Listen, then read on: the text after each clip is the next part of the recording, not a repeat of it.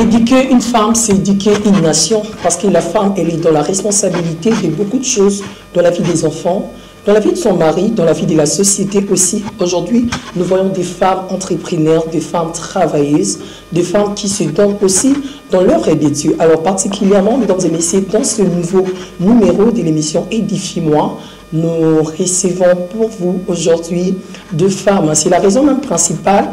Je parlais de femmes au début de cette émission. Bonjour, bonsoir, ça dépend de l'heure à laquelle vous me suivez. Mon nom est Israël Malunga, journaliste et présentateur de cette émission Édifie-moi. Édifie-moi, c'est une émission en caractère chrétien qui est nécessairement basée sur le salut des âmes et l'édification de l'Église à travers la parole. Alors si vous avez besoin d'écouter la parole de Dieu, de bénéficier des moments forts dans la présence de Dieu, je vous propose ces beaux cadres, ce beau plateau de l'émission Édifie-moi. Le Seigneur ne manquera de vous bénir et de vous faire énormément du bien. Aujourd'hui, je suis à la présentation principale. Et ben, il y a une co-présentatrice aussi qui est avec moi sur ces plateaux, une collègue, il chante aussi comme moi, et la sœur Bernice. La sœur Bernice, bonjour. Bonjour, frère Israël. Tu vas bien? Oui, oui, très bien, merci. Et vous? Ok, ouais, moi je vais bien. Je vais très bien parler du Seigneur. Ça te fait quoi d'être là aujourd'hui? Je suis très heureuse, surtout que je sais que recevoir encore nos invités, vraiment, ce sont des servantes de Dieu. Donc, premièrement, je peux dire qu'on est béni. Vu qu'on est béni, ça me rend vraiment, vraiment heureuse. Ok, gloire soit rendue à Dieu, lui qui est le maître des temps et des circonstances. Il a permis qu'aujourd'hui, nous sommes réunis, mesdames et messieurs, sur ces plateaux. J'informe que nous dédions cette émission à tous les chrétiens, les enfants de Dieu, à toutes les mamans surtout, parce que sur ces plateaux, nous sommes accompagnés de personnes de votre genre, du genre féminin, bien sûr, les mamans comme vous. Alors, mesdames et messieurs, vous devez savoir que autour de cette émission d'aujourd'hui, nous allons échanger par rapport à cette grande activité qu'organisent des départements de femmes de l'Église de l'Assemblée chrétienne du Congo, ACC en Sud. Une convention pour cette année 2024 qui commence du 22 au 24 août 2024. Ça sera tellement chaud. Alors les intervenantes à cette convention, elles sont là avec nous sur ces plateaux. Moi, je les ai donné un nom. Je les ai donné un nom. 3 femmes qui inspirent. Parce qu'en elles, on sous-entend qu'elles ont des connaissances vraiment qui vont ramener le peuple de Dieu à un changement efficace et qui va aussi vous permettre de vous rapprocher du Seigneur. Sœur Bernice, je pense qu'aujourd'hui, ce sera chaud, hein? Très chaud. Ok. En fait, le frère Israël, j'aimerais compléter un truc parce que vous n'avez pas donné, précisé l'adresse, parce que ça sera un peu compliqué. Les gens disent que convention, tout le monde a la télévision, et que ça la wapi, et que ça la wapi. T'inquiète pas, on va parler de tout ça. Ah. Donc toi, tu es avec moi, et c'est en fait leur charge à eux de nous parler de ça. Alors, on a beaucoup parlé des personnes au début de cette émission, on parle que de femmes, Alors, on aimerait également savoir, la femme a rendu banane. Est-ce qu'elles sont là ou elles ne sont pas là? Mesdames et messieurs, aujourd'hui sur ces plateaux de l'émission Édifie-moi, je reçois avec vous 3 femmes qui inspirent, comme je l'ai dit tantôt. Il s'agit bien de maman Brigitte Tamboué. L'autre s'appelle comment ça, Bernice? Maman, c'est maman Anélie, ainsi que maman Jolie. Ok, réveillez-moi le micro. Voilà. Alors, nous avons maman Amélie, maman Jolie et maman Brigitte sur ces plateaux à qui j'ai dit bonjour. Bonjour. Vous allez bien, les mamans? Ah, vous êtes toutes belles là. C'est un plaisir et en même temps une opportunité pour nous de passer ces moments favorables avec vous sur ces plateaux de l'émission Édifie-moi. Alors, votre terme, c'est on t'appellera femme. On l'appellera femme, voilà. Les thèmes principaux de cette activité de la convention. Alors, on aimerait savoir un peu, pourquoi vous prenez un thème ou un an? Maman Brigitte, pourquoi ces thèmes, on l'appellera femme? Merci. Papa Israël. Toponi thème wana isa azarte, isa thème moko isa biblique, isa na kati ya Bible, soko tangi na Genèse chapitre 2 à partir à 21 tina 23. Ndesika tozui thème na bisona. Tozui thème wana po tango Nzambe akelaki biloko nyonso, akeli banzete, banyama, banini, biloko nyonso na Nzambe ayaki nango liboso ya ayekokela mobali, amei biloko na liboso ya mobali. mobali abandi kopesa biloko wana bakombo mais ntango asisi kopesa bakombo ake kovanda na coin na ye. Nzambe oyo akelaki mobali ayebi kati na ye amonaki mobali wana azalaki satisfait te mobali azalaki na esengo te nde Nzambe aye koloba ke esengeli nasalela ye moto aza na image na ye. Nzambe ayaki kolalisa mobali pongi aye kozwa na mopanzi na ye abimisi mokuwa asali mwasi. Bible ezoba ke Nzambe nde amemaki mwasi wana epa mobali. Nazo préciser lokwana. Mobali ayaki koliana ayete ye moko ya koluka mwasi. Mais Nzambe nde amemaki mwasi ake na ye epa mobali. Donc tango Nzambe asali mwasi, mwasi wana azalaki na pembeni ya Nzambe. Awumelaki na pembeni ya Nzambe. Ezalaki na makambo Nzambe azalaki kosala kati na mwasi. Tango Nzambe amoni ke ekoki aye kozwa sikoyo mwasi ake na ye epa ya mobali. Mobali alalaki pongi tango asutuki po Bible nde lobi yango. Mobali tango asutuki amoni mwasi etie esengo kati na ye. Aye ko bake en tout cas ya mbala oyo mokuwa ya mikuwa na ngai misuni na nga bakobenga ye mwasi. Po awuti kati na mobali. Nde esika thème na biso général ya mwana Isaïe. Wow, une très belle intervention. Que Dieu bénisse maman Brigitte. Alors, je ne sais pas, maman Julie, vous avez quelque chose à contribuer par rapport à Makambo, maman Brigitte Alobi? Ok, merci beaucoup. Maman Asa Lobaki Penzanyo sur Moutou, mais Nakubaki Sakaka Mouké. Ndenge Alobi, Nzambe, Nde Moutou, Asalaki Mwasi, Tango Asalaki Mwasi, Amimi Mwasi, Liboso ya Mubali. Tango Amimi Mwasi, Liboso ya Mubali. Bon, tozongi sima moke tango Nzambe asalaki biloko akelaki biloko nyonso apesi mobali makoki ya kobanda kopesa biloko wana kombo. Oui, mobali azalaki na richesse, mobali azalaki riche parce que Nzambe apesaki makoki ya biloko nyonso ko gérer ko dominer ko ba biloko nyonso wana. Mais na kati ya mobali azalaki kaka na esengo azalaki satisfait. Mais Nzambe na kati ya souveraineté na ye amonaki ke non malgré mobali oyo na pesa ba richesse nyonso mais namoni azapenza satisfait. Nde ayaki kosalele mwasi. Tango asali mwasi azwi mwasi akusi pembeni ya mobali etindi ke sengo wana etindi mobali banda kosala ba déclaration devant la femme. Nde tomoni ke tango wana malgré mobali azalaki riche mais mobali azalaka béni te. Mobali akomi béni tango amoni mwasi na ye na koganga gangi ne sengo alobi cette fois-ci voici l'os de mes os la chair de ma chair, c'est la joie. Mobali akomaki ne sengo. Donc moi si aza bénédiction pour na mobali na ye. Ok, très rapidement on aimerait voir aussi la vie de maman Amélie. Vous avez quelque chose à ajouter par rapport à ça? Rien. Ok. Bon, maman Salobi est presque tout. Bon, aussi tout cas Adam asituka qui en moni Ève. Comme on l'appellera femme. C'est un nom prophétique. Ok. Puisque dans la femme il y a beaucoup de valeurs. La femme, c'est une force tranquille. La femme est éducatrice. La femme a la maîtrise à soi. La femme est modèle. La femme est élégante. La femme est ce qu'elle est. C'est ça, presque l'appellation là que Adam a fait de la femme. C'est pour dire qu'il y a des valeurs. Beaucoup de valeurs. Si on a choisi ce thème-là, c'est parce que il faut que la femme se découvre. Et ça, c'est qu'elle a en elle, afin qu'elle ne puisse pas se déconsidérer.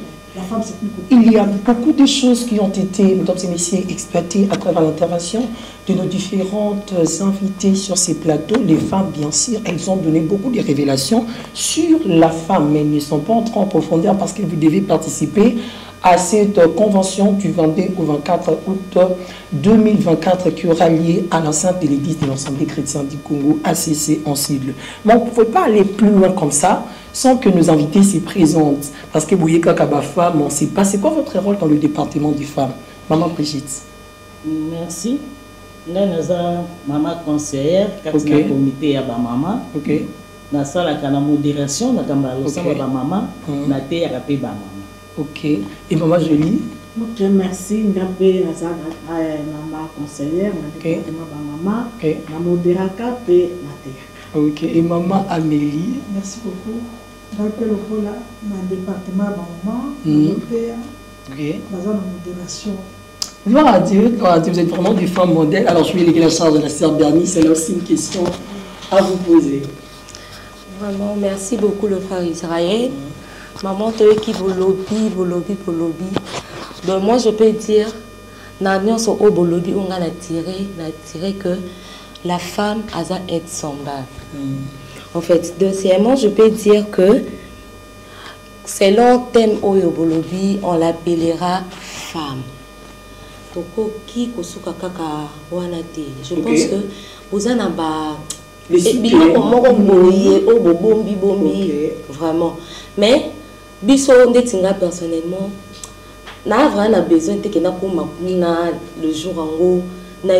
J'aimerais vraiment c'est comme moi crèche mon coboy ou éclaircir biso parce que batubakoki kokende sur le lieu on l'appellera femme tout soit kotanga à comprendre on l'appellera femme. Ça signifie quoi? Ça signifie quoi réellement? Maman Brigitte koki ko éclaircir biso sous thème na yo okolobela par rapport à on l'appellera femme. Merci. Wana tolobi on l'appellera femme mais ba maman na ba koya to kokota na détail. Ba koye ba mwasi rôle na ye, musala na ye, tina ni nzamba kelela ki. Tolandi ma joli nenga lobia, mobali ba créer ki biloko nyonso bozui ba richesse nyonso. Mazala ki bénité. To moni ke mwasi tango ye na vie ya mobali, nde mwasi akomi béni. To kolobela ngope. Sous thème na ngai pona koloba eza femme éducatrice. Toujours la femme éducatrice, tu peux sa définition et éducation, tu peux définir femme éducatrice, parmi les points de Kolobela, il y a responsabilité. Pour moi, si pour ôter un moutou, il faut être responsable. Si vous êtes responsabilité, vous êtes éduqué, vous êtes responsabilité, il y a femme. Oyo bazokota mabala oyo babali mwasi na mobali tango balingani babalani souci ya liboso ezalaka babota omonaka couple yana bazosambela bazoluka en tout cas couple nyonso mwana liboso bayambaka ye nesengo makasi akozala baprépare biloko omona zeme ekendaka 9 mois momona ba 6 mois ba 7 mois ça 6 préparation tellement aza nesengo problème ezobanda na 2e 3e 4e accouchement. Il y a grossesse indésirable. Ils ont même un problème mingi kati na maman. Maman tanga zuizem ya mibale akokuta na maboko mwana za na 7 mois ya zuizem. Mwana za na 8 mois ya zuizem. Ba mama mingi basepela ke loko wana te. Mama mingi alingi tango akobota mwana ya koli atamboli alaye ko zwazem. Mais eloko tozo bosa na ke bana bazali pamboli utameli pa na nzambe. Amen. Ce qui nzambe ayebi ki a permettre que ozala na bébé à 7 mois au concevoir nzambe ndayebi. Mais erreur basi basalaka ememi ko yima kati na ye. Tozo bosa na ke mwana na kati ya libumu ayokaka. Nazo pesa exemple moke. Soki ozala zemi ezala nzemo moko yembaka.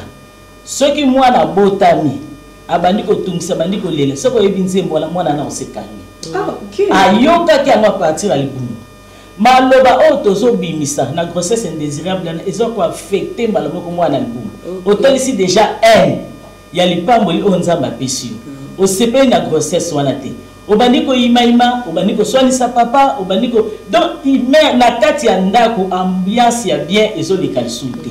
Alors, si tu troubles les gens, diable profita. Bon, même déjà, moi, na malheur, na nukuta bimi na mokilité. Moi, na ndenge wana soka botami, soka yebi nzambe te, isa passe. Akokola na malheur, na ba malédiction, oyo ba boti na ye ba yamba ki ye na mote. Il fallait ba yamba grossesse wana esengo, mais grossesse wana ememeli ba mo malheur. Moi, na ndenge wana soka zo botama, ba kolinga ye ndenge balingaka mwana liboso te. Bakozana nesengo nde balingaka mwana liboso te. Soki a raté mwana ya mibale na 3e enfant. Erreur wana ekoki kosala. Sikoyo problème ezali ke ba mama mingi tozo sala erreur na grossesse indésirable. Il faut que ça la très attention pour nzambe oya permettre mwana na yana mumana ayebitina. Yo sepela kaka pesa nzambe na yo merci ne me permettre de concevoir. Nzambe ne mo bateli akoyeba ko batela bana. Mais ce qui yo sepelité on memi déjà mabe eloko mosusu nazolobela éducation tozopesa na bana banda basage bana baya mike oza koéduke mwana bamama mingi toza na erreur mwana moke azosala mabe bagangele oyo aza mwana moke oyo aza mwana moke bible ezolobaki mema mwana ndenge aza mwana moke na église ntango akokola akoyeba nzela nini ya kolanda mais yo olingi koéduke mwana o te kopesa bonjour baédikaka mwana kosenga merci baédikaka mwana eza na bana mosusu bazali soki alamuki ayebi kopesa babotine bonjour te baza kaka ndenge wana soki opesi eloko akosenga merci te et pourtant eloko oyo toza koapprendre bana lere baza nanu bana mike ozopesa eloko oyebiseke basengaka merci oyebiseke soki olamuki bapesaka baparent bonjour yo sikoyo ozosala eloko wana te biloko wana ntango na kote yango na kolobela mama moko libala ne ekufaka kaka likolo ya bonjour ayambi bapaya apesi bango mote te aye kopresente bapaya na biloko bapaya na baliaka mote problème mosusu toza yango kati na bamama na oyo etali éducation ezali likambo ya bamama mwana aza moke azokotani na douche azosokola na mwana bible ezolobake mwana amona bolungu ya baboti na ye te soki olobi aza mwana moke ayebi eloko te mais yo oyebi eloko ozoseme ntango mwana déjà 2 ans 3 ans abandi kocomprendre makambo yo ozosechange bilamba na présence ya mwana wana ozosokola nzoto na présence ya mwana wana ozolukela mwana wana malédiction. Il y a beaucoup de choses, beaucoup de surprises, on va parler. Il y a beaucoup de surprises qui sont cachées, mais qui seront dévoilées plus à partir du 22. On va donner une opportunité hein, aux autres mamans de... Vraiment. Il y a des gens qui disent que non, bah, traitement beaucoup que c'est un cas qui moi nazo azana croissance a bien été, il faut asokolana ma maman, il faut ça la boy. En tout cas, le femme, ma maman, je vous invite vraiment boya, beau éclaircir, maloba o boyo kaka bato basali saka bato traditionnellement surtout ça. Oui. Et deuxièmement, on peut ça maloba pas maman jolie. Moi jolie peut expliquer biso na sous thème na yo. OK, merci beaucoup. Vous allez pas me pousser pour fanatique parce que ça on sous thème nanga ezali femme modèle. Tant wazo ba une femme modèle, bazo mona comportement bizarre, caractère. Tout le monde que moi si ndé a comme ma bénédiction pas mobile na. Pour ma bénédiction pas mobile na, il faut ala une femme modèle. Na katia modèle tozana ba qualité. Ba qualité nini et que ça être yo moi si o comme une femme modèle. Pour o comme une femme modèle, il faut ala moi si o yozo mettre en pratique le bananzambi. Pour na katia le bananzambi makamunyo suzali. Liloba na nzambe ndeza constitution na biso ya bana na nzambe na kati ya constitution toza na ba loi établie toza na ba principe na kati ya liloba ba principe ezali o nzambe ye moko a principe na bolango na biso basi toza na modèle vis-à-vis ya mibali na biso liloba elobi ke mwasi zala mwasi ozali mwasi une femme soumise la soumission boni ba mama ebele ba mona ka soumission nete za boumbu non nzamba lola ayibi pona nini apesi biso mopepo na pasteur ça basi akomi kitisa liboso mibali na biso eza pona bolombo mibali na biso te eza pona bolombo na biso basi sokoza mwasi quand on parle de la soumission on va le respect zala mwasi ozotosa mobali na yo po mobali na yo azaneti seigneur na yo ndenge ndakisa ya mama na biso Sarah abanda ko benga mobali na ye mon seigneur eza respect. Moi, je suis soumise, je suis mobile naïe, aza moi je suis ma bénédiction, je suis mobile naïe, moi je suis ma kimia. Et on a le bac awa, ata mobile azana bizali mabe. Tant que moi je suis une femme soumise, la soumission ezali ata aza mabe, nzima ba défaut ya mobile naïe. Tant que nous on demande ba défaut mobile, et pour ça secret mon qu'on a bombeli ba maman, il faut ba ya mokolo on a ba yibisa ba. Moi na le ba moi awa siko ezate, na ba ya mokolo on ba ko za penza secret. Donc yo za komela ozo ko bomba mobali na ye na ba défaut na ye okoma une femme forte diable akoza makoki akoya kusana libala na binote diable akomona nzela ya kokota te po ya kopanza mabala lelo mabala ebele eza na kimate po tozo mettre ba principe na nzambe na kati na centre ba foyer na biso te na centre mibali na biso te ne yango tina ya milulu na biso o to kosala ba mama ba ebele to ko la kisa bango de mama Brigitte alobi ke le lobi ke ba mama ba mikolo ba za experience sengeli ba la kisa bana amen tina ya musala o to ko la kisa bana bazoko te na kati ya mabala lo lende nini ya ko batela mabala na biso po kimia ba mabala ebele kimia ezate mais bato baza censé ko check kimia na kati ya ba foyer za biso basi à travers la conduite na biso comportement na biso nde toko chakina soki ata kimi eza na kati ya ndako no yo mwasi osi kaka desio na lengi kaka na pokwa kimi ekota na kati ya ndako ekokota nde na mokuse na kokota te po kotinga kaka na kokota na makambo. Vraiment merci beaucoup, merci awa toyoki maloba maman Jolie ici biso alobi mwana mwasi femme au foyer aza mutu moko aza il faut azala na motema monene. Non. Et deuxièmement oh ils a synthèse d'ailleurs que ma surprise est belée et sali et boya et deuxièmement soumission ils ont compté vraiment merci beaucoup maman Jolie Toleki et pas maman Nabiso Amélie maman okoki ko yebisa biso ko expliquer biso lisusu sous thème na yo. Merci beaucoup pour la parole. Sous thème nanga ezali la femme qui a la maîtrise de soi. Moi ça la maîtrise katikati na ye. Maîtrise ezali eloko oyo. Même quand on peut parler de la foi, on peut parler de la patience, on peut parler de quoi que ce soit. Il faut qu'il y ait d'abord la maîtrise de soi. La maîtrise, c'est la façon de se conduire devant des situations difficiles. Exactement. Comment moi si à quoi kanga ma réaction na ye, ma émotion na ye, devant événement non tout. Il y a malam, il y a mabe. Il y a un beau mona, toujours bien mabaya. Ok. Là, c'est une école de l'excellence. Vraiment. On va apprendre la maîtrise de soi.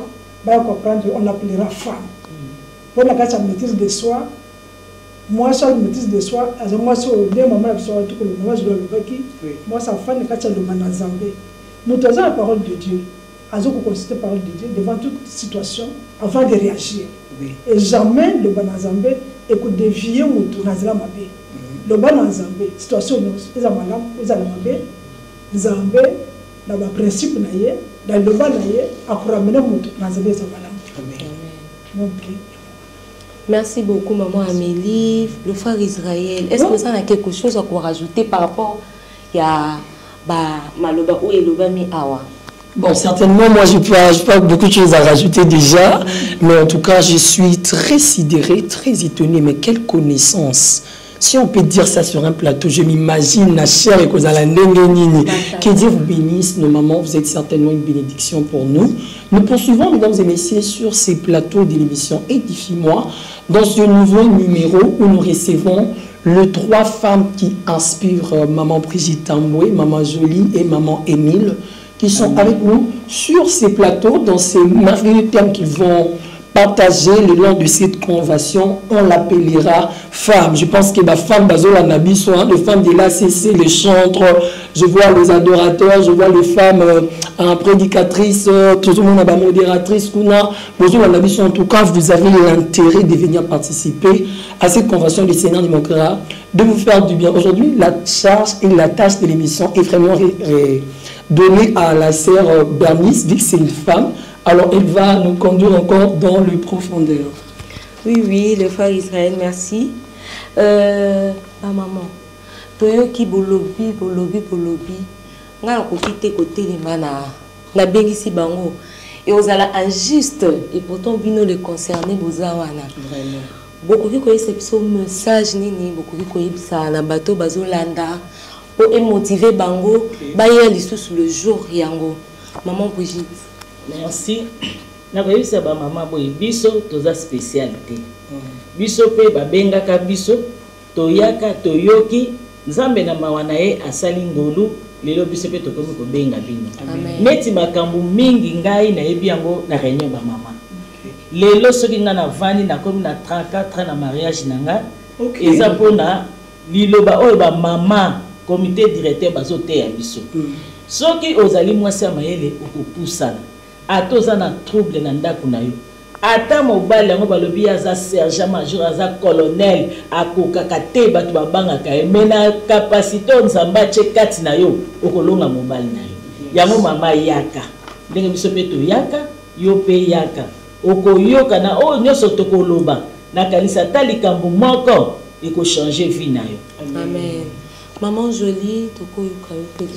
Merci nga mpe nazobenga bamama baya ebele na expérience oyo toza nango mabushita kopesi 34 ans na kati ya libala aza d'expérience amoni ebele. C'est notre modèle. Ok nga mpe ledi uto nakokisaki 28 ans wow ya mariage ezali panango bate tomoni ya noir ya rouge ya bleu oyo biso tomoni to transmettre yango ya bayo bazoya po bayeba lolenge biso kaka nde mama lobi biso kaka na baréunion ya bamama nde tozwa biloko ezalaki lelo tovanda na kati ya mabala na biso libala oyo ezali parfait eza te mais lokola eza charge ya biso bamama yango tobengi bamama baya ndenge nalobaki avabi ozala na mobali c'est une charge sikoyo yaka oyeba lolenge ya komema charge wana kozala mobali kozala na mwasi une femme c'est une responsabilité yaka oyo koyoka ba responsabilité na oyo ezali na kati ya libala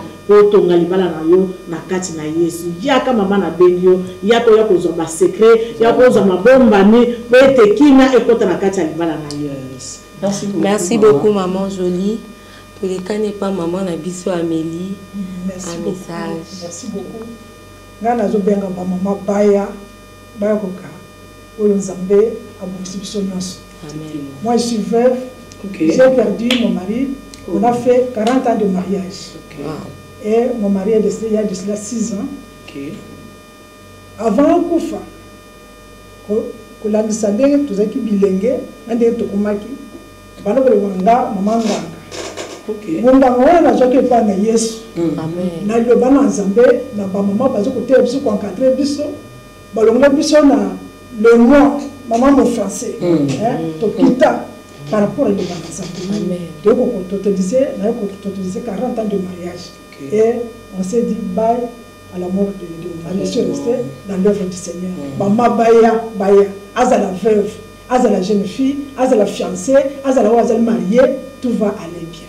Vraiment. Merci beaucoup, ma maman. J'ai quelque chose à dire. Partant de ce que les mamans ont dû, mesdames et messieurs, le long de cette émission, en même temps, j'étais émue de joie. En même temps, j'ai senti une partie de tristesse en moi. Vous savez, la Bible dit toujours que le mariage, c'est pour le meilleur et pour le pur. Alors, quand vous êtes femme, vous devez avoir ce grand cœur d'endurer toutes les difficultés que vous retrouvez le long de votre mariage. Nous avons vu l'exemple de maman Jolie. Le bien moni ba blena ba rouge. Babina barouge on a été bien enregistré à la peine un drapeau pénal bisou. Ça problème de signification, beaucoup de choses, donc certainement beaucoup de réalités. Mais quand même, elle avait ce grand cœur de pouvoir supporter tout ça. Alors la femme, c'est aussi cette personne qui sait endurer la souffrance. Et particulièrement pour notre maman Émilie, elle aussi, elle m'a vraiment attristée quand elle a parlé de la mort. Vous savez, quand c'est mari, c'est pour la vie et la mort. Vous voyez, aujourd'hui le mari n'est pas là, mais elle a gardé son mariage. Elle a gardé son mari jusqu'à la mort. Rien ne peut nous séparer, ni quitter la mort. Aujourd'hui, maman Brigitte, nous faisons face à ce genre de réalité. Après 6 mois de mariage, ils se séparent. Les gens n'ont pas cette capacité à endurer certaines réalités. Mais nos mamans sont vraiment des bons exemples. En tout cas, que Dieu vous bénisse énormément. Et on sait là, j'ai une question de curiosité. La sœur Marie, tu me permets de poser une question. Voilà, ma question est de savoir, comment arrivez-vous à gérer les foyers et l'œuvre de Dieu? Vous êtes femme, vous êtes mère, vous êtes épouse. En même temps, vous avez l'œuvre de Dieu devant. Vous avez un ennemi pour vous gérer nos soins. Il y a liboso, il faut avoir la notion à temps. Moi, si je suis à la Moukakamoli, les Ana. Et ça, la maman me soutient un verre. Asa ya kola. Na ndenge papa ko bongama, ake musala ayebite. Mais biso ba maman photo la mukaka avant.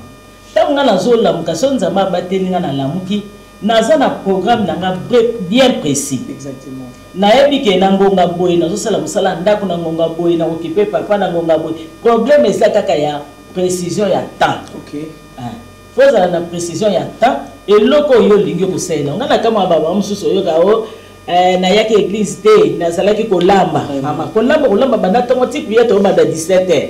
na réunion mato ba na prière na convention boy 15h et là on est au pekisa mama ya pe ya mibale soko za na Saint Esprit kati na yo Saint Esprit akotamusa yo akoguide yo okoza na problème ni na couple na yo ni na musala na nzambe oza na problème te soki oyebi ke tant oyo nga lelo fona sala nzambe obongisi makambo biso ba mato sala misala butu tito zo kende kotana ozo sisa makambo nyonso eloko moko ko empêcher nga pona sala nzambe na tant oyo bachenga ezati. Maman Julie, quelque chose à ajouter par rapport à la question? Merci quand maman Brigitte Aouchikoloma. Il faut oser la moissi, oser organiser. Et puis surtout oser moissi, surtout oser une bonne femme. Moi c'est un caractère. Il doit être mobile non sur le Kenya. Pour déjà mobile na yo ayebi que non moi si nanga asala kanzambe. Et puis yo moko na kati na yo. Au sali penza horaire na yo. Quand des mamans lobby, moi ça là la kati ton côté. Moi ça za ka sentinelle. Sentinelle ça kaka. Et bien qui déjà qui lobby, au que nous sala musala nzambe, sala bongisa misala la mukatongo. Sala musala na et puis nzamba lola. Après c'est mon biso tozaba mikolo ya mais to salaka. Ngaso na bandi ko sala musala nga ndaka ta ubana ngai. So ndika na za programme na kola mukana na kika paka bana te so ko bandi ko landela bana o ko sala lote. Chana mutu na yo ke ndako za yanga. Ato ozana bana basi bakoli babudaka pe biso. Donc no landa ye. Non, sala. Soki yo moko sala ke mwana wana ata mama na ngata musala betika na sunga ye. Oui. Soki abo sala ngona motema mobimba zamba lola ko peso makasi. Pe a ko peso temps o ko sala pe musala nzambe ndenge sengi. Amen. Maman Émilie. Merci pour la parole. Au moment dans Proverbe 31, nous le jour la femme vertueuse la balou pour nous dispatcher ba chat ba tâche na ba servant ba serviteur na. Des éléments les gens mutuya. Maman tout ko que vous ba travailleur bana ou bien ba tout surtout pour la coudre la misa. Mais il ne faut pas que yo moko ozala fainéante. Il faut te réveiller avant. Vraiment. Si vous allez les dispatcher ou à ce qu'on bassin ou à comboni ou à ce que yo moko ça le nécessaire tout en contrôlant et dès que vous travaillez bazo ça musala wana. Au cause attend il y a que l'église aux attend il y a que pour ça la marché ma comme tout wana sans être en retard. Et nous raison babiso pas mal de l'homme les réseaux sociaux. Vraiment. Surtout ça, je vous dis. Merci beaucoup les mamans, nous sommes très bénis. Nous étions énormément bénis de vous avoir le long de cette émission. Édifiement, je pense que ce n'est pas la dernière fois. Pour Bandako, les caca, tout le temps, à chaque fois il y a activité, vous venez vous parler, vous édifiez le peuple des dieux. Alors, une petite question encore. Aujourd'hui, moi je connais des mamans, elle est femme, mais tant que je vous dis, tu oublies qu'elle est une femme. Elle est femme, mais elle danse dans des bars. Qu'est-ce que vous pouvez conseiller à cette femme qui nous suit en trois de cette émission? Est-ce qu'il y a des solutions pour qu'on proposer en tant que bino maman beauté déjà par rapport à Bassiana Bazola Nabiso en direct de cette émission? Merci. Yesu afungolaki maboko nini kulusu. Elakisi ke boya na mikomba na bino. Amen. Ta mususu mama na sana kati ya ignorance. Muta ko bikisi ezaka Yesu. Yes. Mama na soka pusa liboso na Yesu. Eza na batu musa zo sala makambo susu inconsciemment. Azo sala makambo su milima bezo tindika ye. Eza na volonté na ete. Mama ya ndenga na soka pesi vi na ye pa na Yesu. Yesu ako briser. Yesu alongolaka posa ya mabe kati na mutu. Omona posa ya masangana nyonso kolonga po eza nanu na ndenge nanu kabo ya nature bibezo bazo ba ke nature nanu ete ya biso. Une femme ozomela masanga osala ba bêtise osala makambo eza normalité liboso na bakoza na se ya kwiti omiyebite. En tout cas mama soko za neta wana ngana condamner na nga yote yaka epana Yesu. Yesu alobi yaka ndenge yo ozali yaka na mikumba na yo. Ye moko Yesu wana azana musala ya kosala kati na. C'est pas pour ya kufela kibiso ne kulusu. Akufela kibiso batu ya mabe. Boto siko la matokangola. Yo yaka ka lolenge yo ozali boso na nzambe. Le reste eza ya nzambe yemo. Yesu ko nyatika makone église nzambe ko transformer vie na yo. Tozana ba mama bazala ko mela masanga melelo ba mela ngol sute. Ko nzambe asikola bomo ina ba. Vraiment. Merci beaucoup, ma maman. Merci vraiment. Moi, je peux dire que je suis vraiment bénie. Amen. Au début, j'ai invité frère Israël. Vous avez rajouté que déjà na souka il y a émission na biso vraiment. Bon, d'abord, c'est une bénédiction d'avoir les mamans de l'ACC sur ces plateaux, les mamans qui prêchent, les mamans qui parlent de la part de Dieu, comme nous l'avons toujours dit, comme on a toujours l'habitude de le dire, et comme la Bible le dit, que c'est poussé par l'esprit que les hommes ont parlé de la part de Dieu, mais les femmes également aussi. Alors, j'aimerais savoir, pour nos mamans qui sont là, Convention Ezobanda le 22, du 22 au 24, Tozobanda Ernini, Tozo qui saka Ernini. Est-ce que pour na bateau balamba, baro bando ça misa na bon Ernini pour bazoa retardé, il y a qu'on participer à la convention. Toché convention Ezobanda 15h puis 18h pour permettre maman à sala musala na ye banda tongo na kasi so bani musala banda tongo ti ba 15h bana pe bana vacances il peut permettre ba maman ba poussana et toché 15h puis 18h atam takendeki musala aya okuta biso kat na convention ya mutu ezali ayoka mate soka ye akomi ata ba 17h akoyoka mateya oyo transmettre et transformer pe vie na. OK, ya motuya eza boyoka mateya. Donc tu vas arriver à 16h sauf que bon ça quand démontre na yo, bon si na calendrier na yo. Toi qui prépare, toi qui s'occupe des enfants, il y a beaucoup de raisons.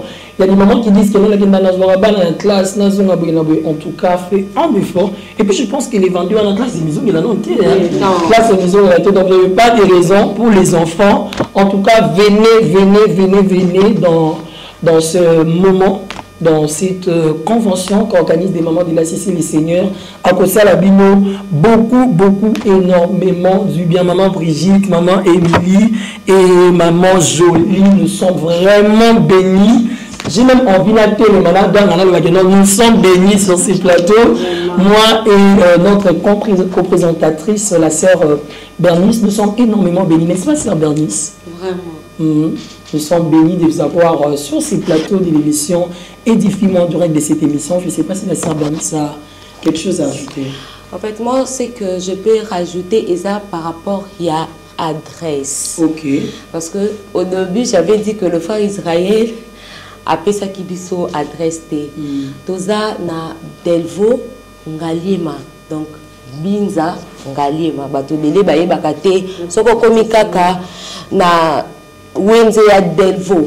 Soko telemi otuni kaka ba maman o bate kaka wana nazoluka église ACC. Bakolakisa yoza ba maman misusu ko tuni nazoluka église bato misusu bapesaka église na bakombo ndenge tomisana misusu ote église wana esaka ya baluba bato misusu bakoyeba bakolakisa ke toza na avenue artisanale numéro 32 si je me trompe. 12 hein. Alors si je me trompe pas. Sœur Bernice, par rapport à l'adresse, il est pas ça comme moi si vous comprenez, non, voilà pourquoi on a donné l'adresse, mais nous aimerions avoir beaucoup de détails sur l'adresse par rapport aux mamans. Puisque ce sont eux que nous avons reçus sur ces plateaux, on est babi itinéraire bien. Pourquoi ma maman Brigitte, ce sont des gens qui ont fait des 30 ans, des 50, on l'appelle même bien moi aussi. Donc elle est les yaya de beaucoup de gens. Elle va nous préciser par rapport à l'adresse. Maman Brigitte, quelqu'un qui veut venir, par exemple, Naza Matadimayo, je vais venir à l'ACC. Comment est-ce que je vais faire pour arriver et puis participer à cette activité? Vous voyez, il peine le petit Delvo, dans la lou, arrête la lou, bengata. Ba maman, ba tekara, ba makimba, ba friwana. Ils ont un très bon corps, ils allaient que ba maman, ba tekara, ba fri, en très zali. Ok, dans mon cas, tout droit, au moins la banque ya Gilgal. Ok. Banque ya Gilgal, les awana, ils ont la référence. Vraiment. Nous en avenue artisanat numéro 12. Assemblée chrétienne du Congo. Voilà l'adresse. Ok, l'adresse a été bien explicitée, mesdames et messieurs. Je ne pense pas qu'il y aura quelqu'un qui peut se dire que non, qui n'a qui, mais par quel mécanisme? Puisque nos mamans ont vraiment donné en profondeur l'adresse concernant le lieu, le centre, l'endroit là où se trouve l'église et aussi l'endroit là où va se passer cette grande convention. Alors, mesdames et messieurs, nous sommes arrivés à la fin de cette émission Édifie-moi, une émission en caractère chrétien basé sur les saluts des âmes et l'édification de l'Église à travers la parole. Nous ne cesserons de les dire et redire que cette émission met en valeur votre statut en tant que chrétien, en tant qu'enfant de Dieu, mais c'est également un espace pour toi qui nous suis, tu es chrétien, enfant de Dieu, prédicateur, chantre, tu as besoin de bénir les enfants de Dieu. Ces plateaux, ces beaux cadres est là pour vous. En tout cas, venez nombreux bénir les enfants de Dieu. Le Seigneur ne manquera de vous bénir. Je ne sais pas si les mamans ont un message à passer, en particulier pour la maman, beaucoup coupé sa maman, beauté, je ne sais pas, les mamans comité, au bazo la nabino en direct, il y a émission. Il y a le bosso, toujours pesana, pasteur Timothée Mbote. Ok, pasteur Timothée, on te salue. Pour ceux qui étaient, après ça qui nous élaient, nous savons que nous avons salamate. Vraiment. Nous avons pas moulaye. Il y a mis balai, comité directeur, il y a ma maman. Nous avons pas moula bango. L'encadrement na bango lelo pe biso to telemi to komi ko tatola Yesu na nzela la ba mama na biso nzambe apambola bango nzambe apambola comité nyonso ya ba mama équipe nyonso intercession ya ba mama nzambe apambola. Amen. Moi je vous avais pas quelqu'un à saluer en particulier. Papa banananda nazo pesa mbote na mobali nanga bisika azali apesa pe bana nga nyonso mbote bandeko na biso nyonso ba mama nanga ya département bon intercession bon bana nanga nyonso intercession na kambaka nazo pesa bango mbote nzamba lola mona bango apambola bango soki mosala oyo esimbi eza mpona mabondeli na bango nzamba asala bango ngolo apambola groupe A, groupe B, on se soutenir, nous sommes prêts à Nzambe que Nzambe nanga pambola bango. Amen. Que Dieu bénisse. Merci d'être nombreux à suivre cette émission. Laisse Bernard, on va clôturer. Je ne sais pas si tu as un dernier mot de la fin. En fait, jusque là, je n'ai pas vraiment de mots à dire. Parce que toi qui déjà est belé, tu as risqué, tu as bimisa dessus solo otolobaki, et ça privé. Et ça privé, bakoya bayo kango sur place. Le Seigneur ne manquera pas de nous bénir encore et encore. Ok. Mesdames et messieurs, on ne va pas cesser de vous remercier. Vous qui soutenez cette œuvre avec le peu que Dieu vous donne. Que le Seigneur continue de vous bénir. Napé Simbo témoin aussi à tous les fidèles téléspectateurs, internautes et auditeurs de l'émission Édifie-moi. Je salue également toute l'équipe technique qui nous a accompagnés le long de cette émission. Je dis merci à la chaîne Vision Télévision. Je dis merci au directeur des productions de l'émission Édifie-moi, à notre secrétaire, ainsi que tous les membres de là où vous avez l'opportunité de suivre ce numéro. Que les Seigneurs vous bénissent énormément. Quant à moi, je vous retrouve au prochain numéro. Est-ce qu'on peut faire bye? Que Dieu vous bénisse.